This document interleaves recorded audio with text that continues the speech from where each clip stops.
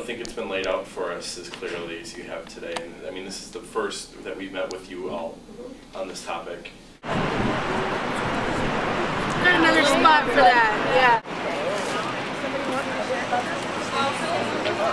I just think it's an outrage that we have the FBI infiltrating and harassing peace groups.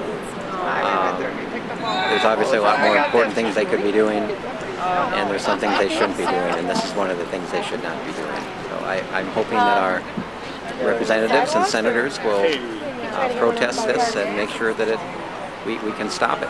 Saddam has been gone, and now for me to go back and forth, like seeing Saddam move from Iraq to the US.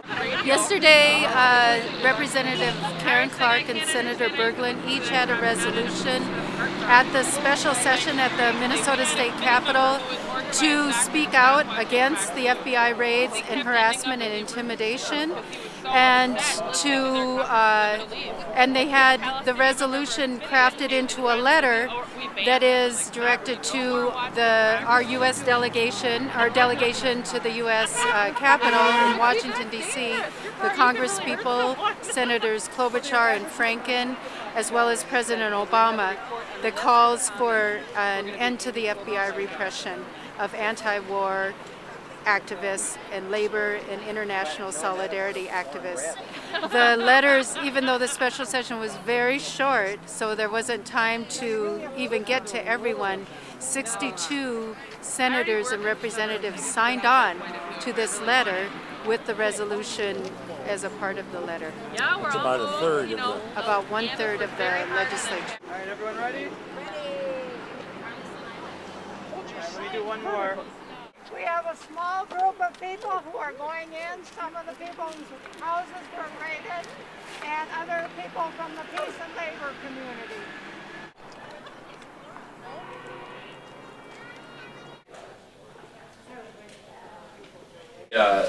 Staff person from our DC office on the line. The senator, finds this issue important and wants to make sure that you feel as if though we're listening, and so she's just going to listen in on the line. My name is Jess Sundin.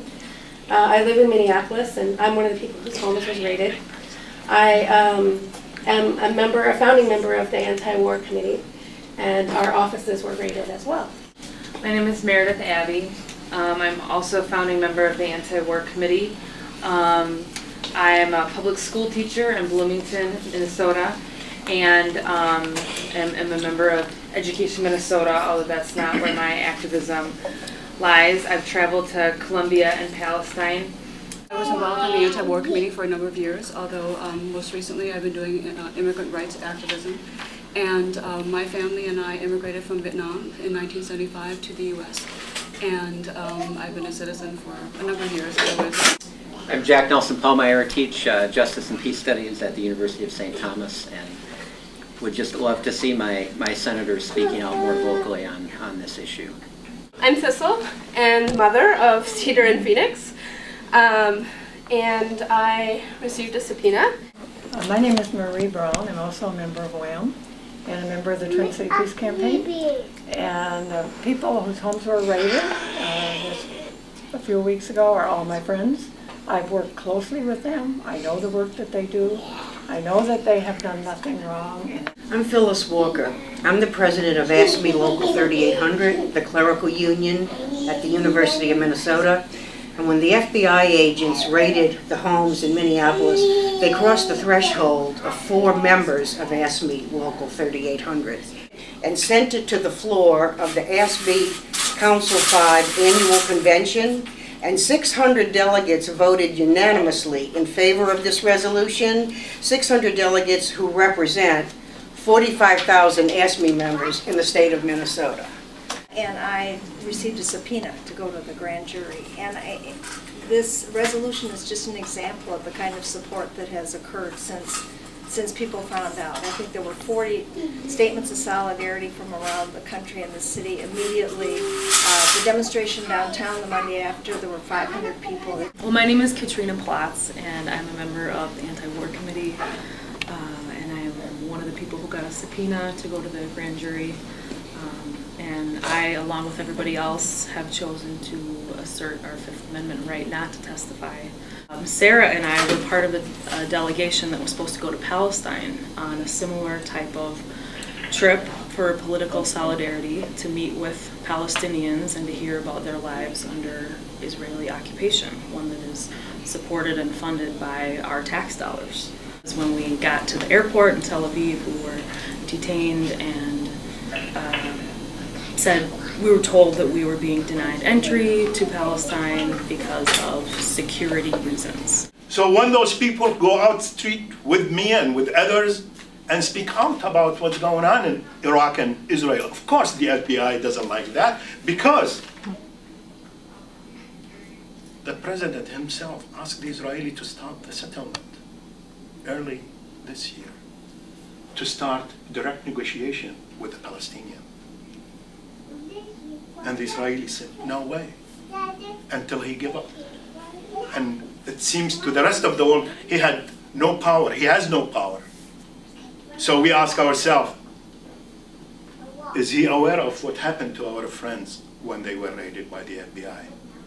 Obama? Is that what you're talking about, Obama? Yeah. Because on the advice of our lawyers, none of us have even been told who's the target of this investigation. But the FBI went public and smeared all of us and said they're looking for evidence of material support for terrorist organizations. That's what they told, the Star Tribune. So everybody in the Twin Cities read about me supporting terrorist organizations, and the rest of us too. Probably our most pressing concern. Certainly, I would like my property back. Lots of things were seized from my home, my phone, my computers, papers, photographs, books. Our president is Barack Obama, and our senators are Al Franken and Amy Klobuchar. And I expect more. I really do. Amy doesn't have to share every political position that people in this room do. That's irrelevant. As much as we'd like to convince her about different things, we probably don't. We don't all agree about all the political nuances of what's going on, but that's not what's at stake here. What's at stake is much more troubling.